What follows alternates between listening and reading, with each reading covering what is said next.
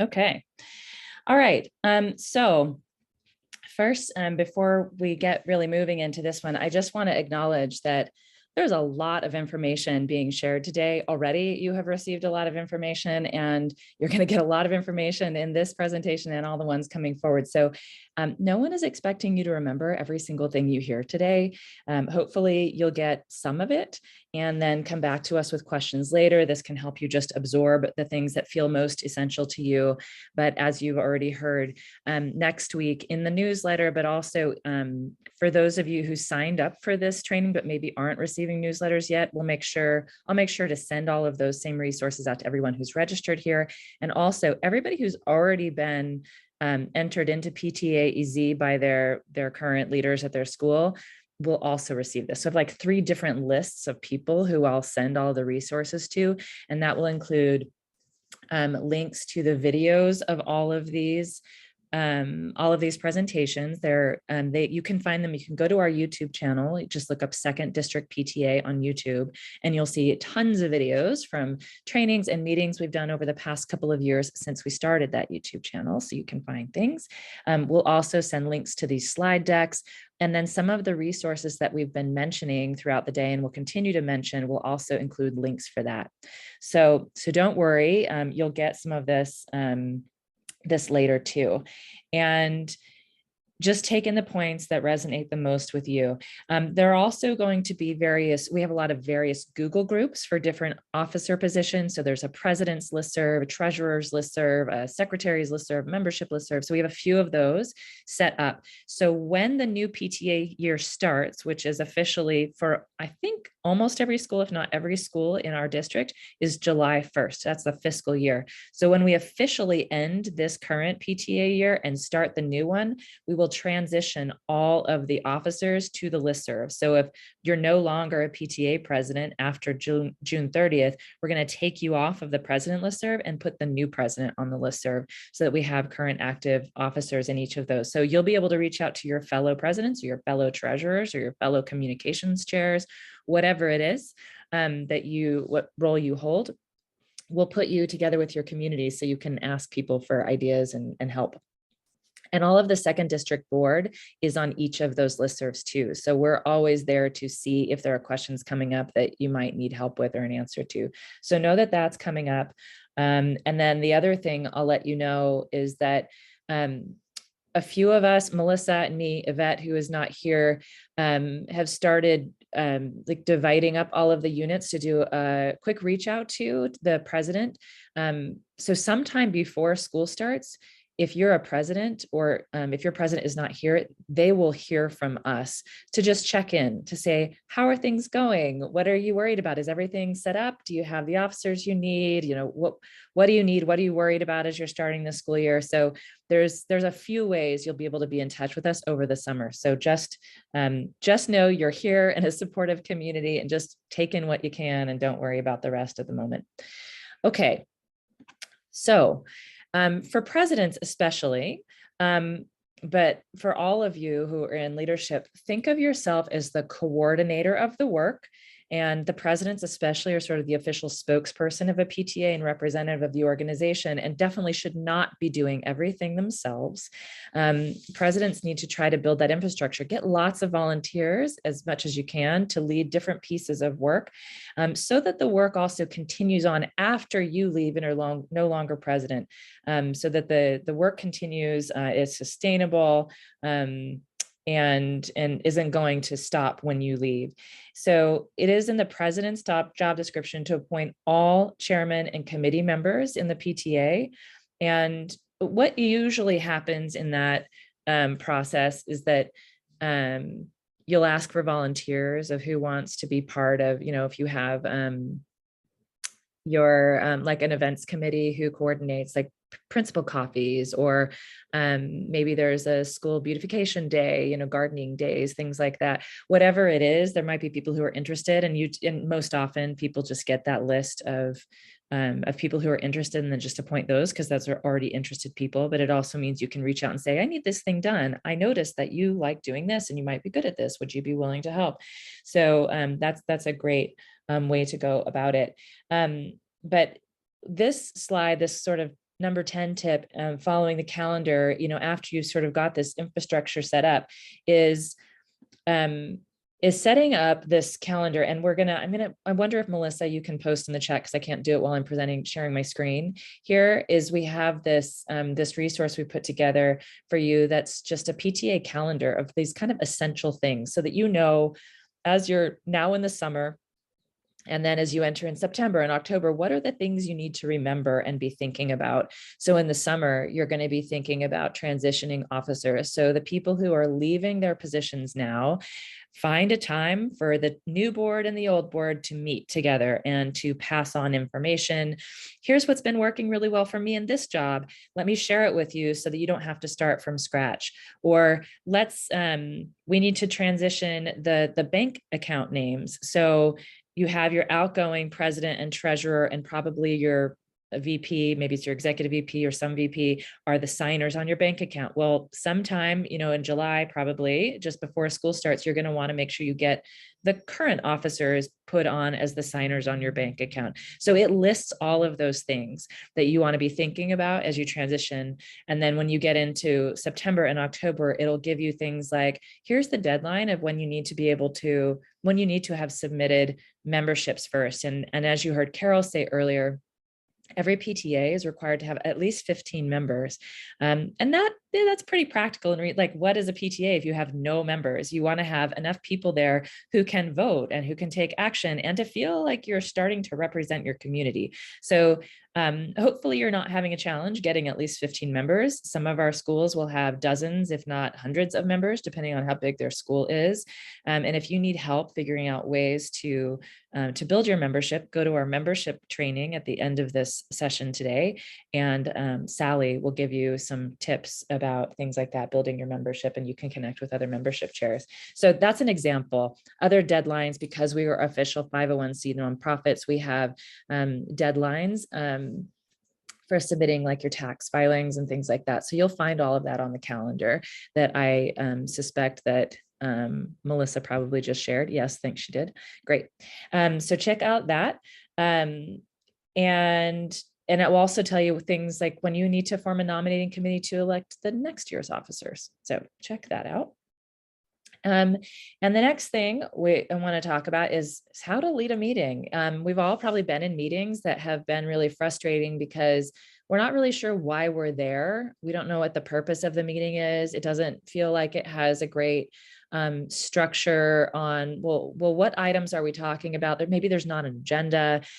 So we've all been in meetings like that. So you want to figure out how to run an effective meeting. And so here's a few tips for you to remember. For your PTA, generally your president should be running the meetings. And if the president can't be there, or for some other reason, they want to designate someone else to run the meeting, usually it's the VP, but the president can designate someone else if for some reason they're not able to lead the meeting. So most important for you, for a board meeting, for a committee meeting, for a general membership meeting, is be prepared. Know what you want to talk about. Know what, one thing that is helpful to think of is what will make this meeting successful. And so you can think about, what are the objectives for this meeting today? Maybe you're trying to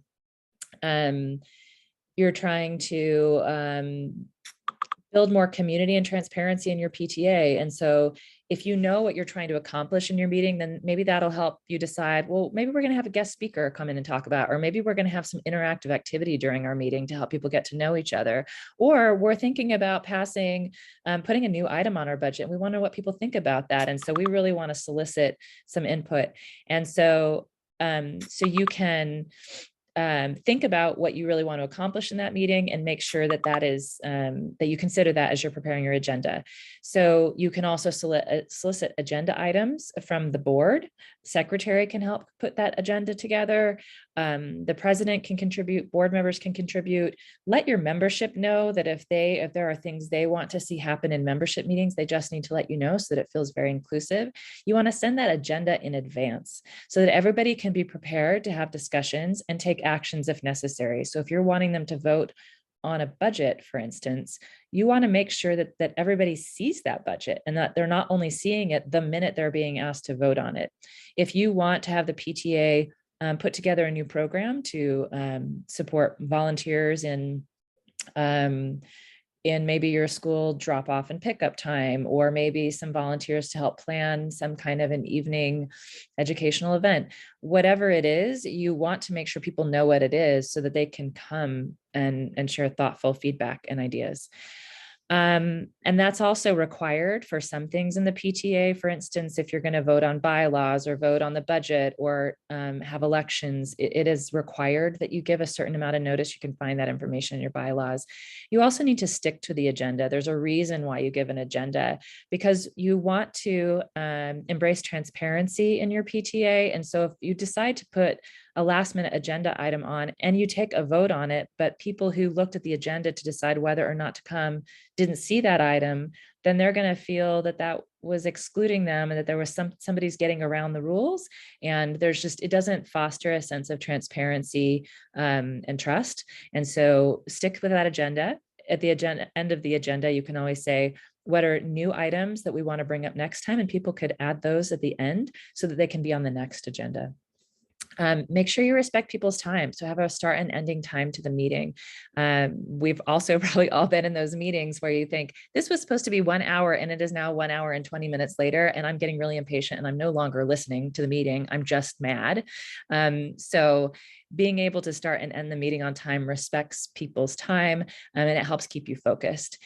You want to also provide some value to your membership or to your board with opportunities to learn. I think one of the really wonderful things about the PTA is that all of us as volunteers learn new things. And I know so many people, myself included, who have learned skills through their volunteering and leadership with the PTA that have been applicable to other parts of their lives and their job and future things that they do. But also it can help people be more informed about what's happening at your school. So maybe if you're starting a new curriculum in some area, as the district has started a new math curriculum, or you want to know, well, what's happening in our literacy program at our school? What are we doing? Maybe you can solicit ideas from members. What do people want to learn? And then bring guest speakers in or opportunities to discuss those things. So you're providing value to your membership. Melissa referred to this basic parliamentary procedure that all of you on the board should know and understand. And if you don't have a parliamentarian, that's especially important. But if you have a parliamentarian, rely on them and help them to know what their job is. And you can, again, go to the training with Melissa a little later to understand parliamentarian duties and procedure later. One other idea you can do is set up some community agreements or norms for your meetings. Like, how do you want to interact with each other? Jessica and I will talk about that a little bit more in our next training in a little bit here. And there are some sample agendas you can find on the state PTA website, that's capta.org. And most importantly, you want your PTA meetings to stay centered on your purpose and mission and goals. So what are we doing to improve the lives of children and families and our school communities, including our partners that are educators and administrators at our school? How do we make sure that what we're doing is helping improve situations for kids? Okay, this is I'm really curious actually how many of you do this in your school. If you're a president, especially presidents, we'd like to see you meeting with your principal. If you know, if you're the president, or if you're just a part of a board and if your president meets with your principal, or if you're a new board member, if your current president meets with the board, will you raise your hand? I'm just curious, just to take account of how many people know that there is a regular set interaction. Maybe it's once a month, or there's regular communication. Raise your hand if you know that your PTA somehow is meeting regularly with your principal. Oh, so nice to see these hands going up. That's great. Super. So this is important. Because you're supposed to be partners in this work. If you don't know, principals have an automatic position on your executive board. So you don't need to elect them. They are just supposed to be there. They have a vote just the same as any other board member does, the same as any other member does. So if they're not coming to your board meetings, please invite them to come. You want them to know what you're doing, and you want them to be able to share what's happening in the school so that you're working in partnership together. Sometimes principals will designate an assistant principal, especially in secondary schools, because a lot of our elementary schools don't have assistant principals, but in middle or high schools, sometimes principal will assign an assistant principal to take that on. So you'll just have to work that out in your own individual schools. And you want to meet regularly. That's up to you to determine what works. When I was a PTA president in elementary school, I was meeting every other week with our principal, and that felt like a good rhythm to me. We would meet for like a half an hour every other week. Maybe once a month is often enough for you. Maybe it's a very quick check-in every week. You determine what works for both of your schedules so that you feel like there's two-way communication and you're partners in the work. And you also don't want your PTA moving forward on anything without the principal knowing, because they are the one who is officially held accountable for things that happen at your school. So while the PTA is an independent body and doesn't need the approval of a principal, they are one vote. You still, in order to be effective, want to be partnering together and be communicating well. We have a bunch of resources that we'll send. And again, maybe Melissa, if you want to dive into the notes in this deck, you can put some of these links in the chat, but we'll send them out next week. There are some tips on working with administrators, a bunch of resources, things you can actually share with your principal about their role in the PTA. And there's also a self-assessment that you can take to see, to assess, like, how is this relationship working? So there's a few resources that you can check out there. Okay, now setting some goals. This is, whoops, let's see. So setting some goals, this is important. This gives you some focus. If you can find some time this summer as a board, do this together. If you can't, and you have to wait till the fall, that's okay. But it's important to set these goals to help focus your efforts and get everybody, swimming in the same direction.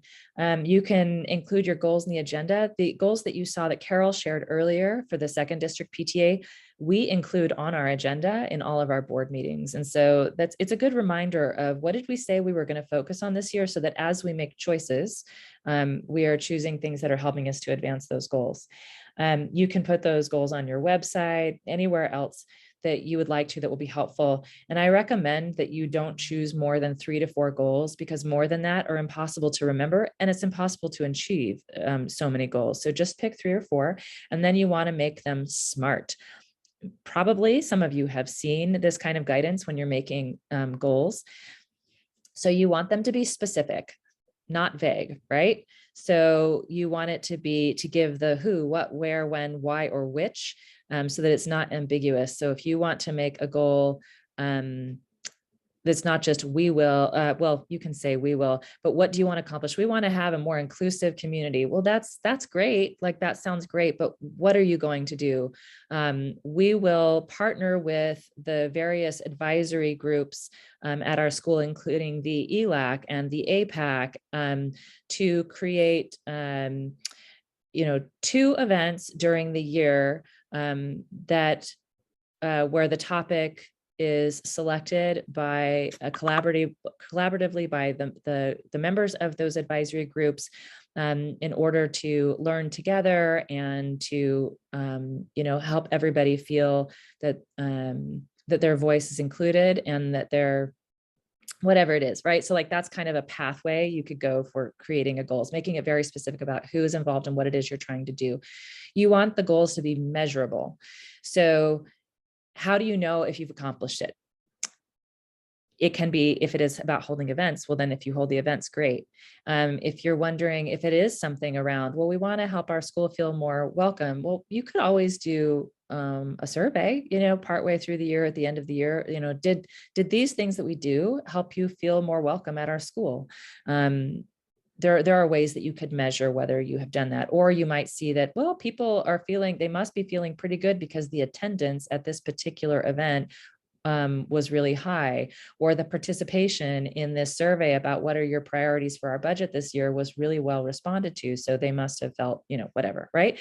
You want them attainable, something not vague and so ambitious that you can't actually meet these goals. You want the goals to be relevant, something that's important to your community, and timely. So have a way you can tell that they get done, not just the everlasting goal that just keeps going on for on and on. And those might be just more guiding principles or visionary statements rather than actual goals.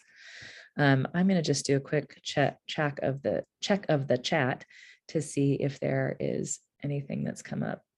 I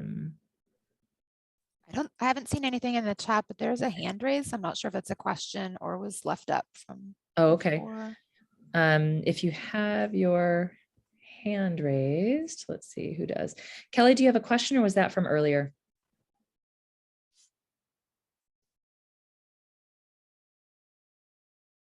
I'm going to assume it was it was from earlier. Sorry, okay, great. Yeah, no problem. That's the one thing with those reactions is you put up your hand, and if you don't take it down, it just stays up forever. Oops, okay. No, don't worry. We just want to make sure we catch you if there was a question. Okay. All right, moving on.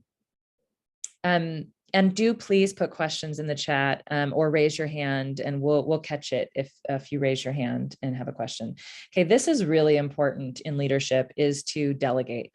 Don't try to do everything yourself, whether you're the president, whether you are a committee chair, whatever it is. Please don't try to do all of it by yourself. So if that means you have to scale back to do what you can do to have balance in your life, then do that. And if people want to see more, then they can step up to help, and you can form a committee. Committees are really great if you can find a few people to help you get something done. So don't try to be a superhero. When you spread the work across lots of people, you're less likely to see burnout among your volunteers. I see so often people end their elementary school time just burnt out, and they don't want to get involved in middle school or high school because they did so much in elementary school that they just need a break. And ideally, we can create situations where that doesn't happen. I know that's easier said than done, because sometimes we just don't have enough people stepping up to volunteer and help. And so if that's the situation at your school, perhaps you can think about ways to break volunteering efforts into smaller chunks, right? So instead of you have to be in charge of this whole thing that's going to take you 10 hours a week, maybe it's, I need some help. Can I get some volunteers to show up for this one thing? It'll take an hour. That's it. I just need an hour from you. Or can you attend this one meeting because I just would really like your ideas? And can you help? Can you write the email that we're going to send out to the community about this thing? Just that, like just the email. Sometimes that takes more coordination effort, but it does distribute the work and get more people bought in to the work, and maybe they'll continue doing that level, or maybe they'll be willing at some point to step up more, but do that. And when you do that, you're also more likely to create future leaders. And it's more fun, when you're not doing things on your own. All right. We'll do a more detailed training in a little bit about this. And this is important for your whole board, is to follow the money. Your whole board has a fiduciary responsibility for your organization. So a fiduciary is a legal and ethical relationship of trust. And your PTA members and supporters and people who donate to your PTA trust your PTA officers and the board members to be prudent in doing a few things: carrying out the purposes of the PTA, which are in your bylaws and that Carol went over. They expect you to protect the assets of your organization. So that includes the cash, the things that they are donating, also the physical properties. Say that your PTA had to purchase a piece of equipment, which hopefully your PTAs aren't having to do that. But if you did, making sure that you're protecting those assets, that you're protecting your volunteers and making sure that they are safe, and you're protecting, importantly, the PTA's reputation. They are also expecting you to disperse the resources that you have to meet the needs of the children and members who are served by your PTA. They're expecting you to comply with the local, state, and federal laws that you're required to by being a formal 501c3. They're expecting you to be transparent as an association, and they're expecting you to hold and care for the organization in a way that continues the organization's existence after this year, ongoing, because you're managing this responsibly. So only a highly trusted PTA member can serve as a PTA fiduciary. And so when you were elected as an officer, if you were elected this year or for next year, this is the trust that your community is putting in you. And the other thing you want to do related to finances as a whole board is have a really good budget process. I would recommend that for next year, you form a budget committee now who can look at this past year's budget and determine what is needed to advance your PTA's goals. So maybe you're going to set those this year. So form a budget committee. They can reflect on this current year's budget and how that worked and whether the right allocations were made. You can work on goals together as a PTA, decide how much money you're likely to spend. Like, are you seeing that your fundraising is going a little lower? Are you mostly just bringing in fundraising, or most of the money that your PTA has might just be from your membership dues? Maybe you're not a community that does fundraising for whatever reason. So look at how much you're likely to have, and then draft a budget that you can share with the board. And then when the new school year, so that committee would bring that to the board. And then when the new year begins, you're going to bring that budget to your membership to vote on. And you'll hear more about this from Sheila a little later, but when the membership sees that budget, they're going to hopefully approve it. And then you're also going to have a vote to release funds in that budget so you can actually spend the money according to how you decided to allocate funds in that budget. And then you get to actually spend it. And there's more about that you'll hear from Sheila later.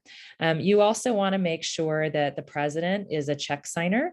And so the president must be able to sign those checks. And there are 2 other people who are designated in your bylaws, but who can sign those checks. That does not include the secretary. The secretary is keeping your minutes and marking down the votes and approval of the membership to spend funds, approve the budget. And so because the secretary has that role, you don't want them, there's a conflict of interest if they are also signing checks, because that means they just hold a lot of power, right? So the secretary cannot be a check signer. Usually it'll be a president, a treasurer, and a vice president.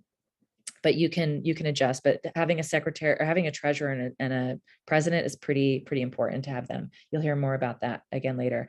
And don't leave all of the responsibility and oversight of your finances to your treasurer. You want everybody on your board to be familiar with how finances work and to share that responsibility, and also those checks and balances, and that oversight and accountability is pretty important for that trust that we're talking about, that fiduciary responsibility you have as board. Okay. Next, we want to know the resources that you have available to you. You've heard us mention a few times today the state PTA website, that's capta.org. There are so many resources there. You're going to find there's something called a toolkit that you can find there that is like all of the job descriptions and basic duties of any PTA position. There's a lot of forms there. So when you're counting cash, or when you are submitting reports to us, or when you're doing your nominating committee, you'll find a lot of forms available there, and also just a lot of tips and flyers and things you can do to recruit members. So go there. Our website for the district PTA is sfpta.org. So we are officially the 2nd district PTA, but we are sometimes called the San Francisco PTA because lots of people have no idea what 2nd district means. So in sort of shorthand, often we will just say San Francisco PTA. But if we have a chance to explain the district part, then we will. So you'll find a lot of local resources, information about trainings, links to a lot of the videos from our 411 meetings, and other trainings and meetings we've held. You'll also find, for instance, as we are an advocacy organization, the PTA will often take positions on ballot measures. We don't endorse candidates, but we do support issues in legislation and that might be on the ballot. And so if we are taking a position on a ballot measure, you'll see information about it there. The toolkit I mentioned just a minute ago, you'll find that on the state website. And then your bylaws, as you've already heard, and you'll hear a few more times, they're a really good resource for you. You'll find a lot of answers there. And then there is also something called the Loss and Prevention Guide. And this you will receive near the beginning of the year, mailed to you in the mail. There's also an electronic version of it available. And that is helpful because it tells you what is covered by PTA insurance and what isn't. there is a red, blue, or sorry, not blue, red, yellow, and green light list. So the red things are things you can't ever do. They're just not covered by insurance. The things that are on the yellow page are things that you can do if you also do something else. You might need an additional coverage. There might be a way you can do it if you do it in a certain way. And then the things that are green are allowable with our insurance. And it's important to check this out because you could be held liable if something goes wrong if you do something that's not covered by insurance. Another resource is ed100.org. If you haven't checked that out yet, please do that. It is not run by the PTA, but it is in partnership with the PTA. And it explains in very accessible language how California's education system works. So if you're wondering things like, how do we support English learners in California? What's the structure of that? You can go there. If you want to understand how school finance works in California, go there, and you can find it in language that works for people who are not experts in these areas. They have it divided into chapters. You can even take your PTA sort of on a, let's do these chapters together and learn together. You could do a presentation maybe at one of your PTA meetings about those things. Okay. And also I do want to note that on the state PTA website, there are a lot of resources in Spanish. The insurance guide is available in Spanish. That is the main language that you'll see a lot of resources translated into across the state. There are many fewer resources translated also into Chinese. We'll try to, whenever we can, translate our, invitations and things like that, and our main key informational flyers and things into Chinese. But the state PTA does provide a lot in Spanish. All right, communication. This is, of course, essential to get right. So you want to make sure that the communication you use works for your community. So you want to choose the format and platform that works best for them. That might be email, that might be texts, that might be through some kind of an app. And don't forget to get your materials translated if possible, or if necessary. Many of our schools are using they have large populations of folks who speak Cantonese or Spanish. And so those are the most common languages that you want to get things translated into. But you might have another significant population in your school where you need to translate something. I know we have, in one of our schools, we tried to translate often into Arabic. And so it just depends on your own school community, and your school hopefully has some resources available for you to do that. There's also when it gets into the fall, we'll send you the link to an application. You can apply for a translation grant from the state PTA to help support if you have to pay for a translation or interpretation services if you're not able to get them directly for your school site. So that's just a note. So choose the format that works for you. Try to make your communication specific and brief. Something that if they send an email and people have to scroll over and over, to get all the way through your emails, most likely the things towards the middle and bottom of that email will not get read. So try to be specific and make your subject line really clear on what it's about. People are really busy. Be aware of copying people. We've all had that accidental reply all with a comment that was really just meant for one person, that everybody gets to see your sass or whatever it is that you were doing because you did a reply all. And also really be careful about BCCing people on emails, unless it's meant to prohibit people from doing an accidental reply all when you're doing an email to a big group. If there's something you're trying to let people know in a sort of a secretive way, and that's the use for BCC, reconsider doing that. You also want to send timely information to your PTA and your board, so you're not waiting so long or sitting on something that's important for your community to know. And think about the topics that you're considering in your communications. So sometimes those are really appropriate for emails, especially if it includes a lot of dates or detailed information. But if you're having perhaps a personality conflict or there's a controversial topic, it might be best saved for a face-to-face conversation. Sometimes humor doesn't translate so well on text or email, so that might be something to save for when you're in live meetings or conversations. So just think about, how you decide to communicate on certain topics. And then for approvals and communications, you want to make sure if you're the president, you want to make sure you always know what's being sent to families. It doesn't mean you have to micromanage everything somebody else on your board is responsible for communicating, but make sure you know what's going out so that the messaging is really consistent and it's something that fosters trust. If you're sending out newsletters to your principal, out of respect, make sure that they know that you're planning to do that and that they have, see if they want to take a quick read through of it before it goes out. And that you're on the same page. These are things that can help build trust. For instance, when I send out the newsletter for Second District PTA, I send it to Melissa. I write it and then she takes a look at it before I send it out to all of you, just to make sure there's another set of eyes and that I didn't miss something and that we're being consistent in what we're sharing. All right. Now, something you need to think about, especially if you're just elected, to think about now is planning your exit strategy. So you are, in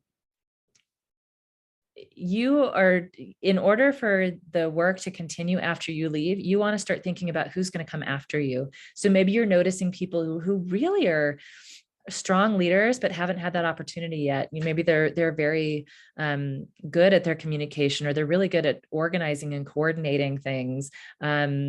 Maybe they have a really great connection with tons of people across the school. Find those people and bring them in. So maybe you want to recruit them to be an officer on your board, so they might get more exposed to being a president next time. Or maybe you have, maybe you're the treasurer and you're looking for people who might be the next treasurer. Form a committee, a finance committee, so that people can get used to what those duties are, so that when you are done being the treasurer, there are people familiar with that work who can then come after you.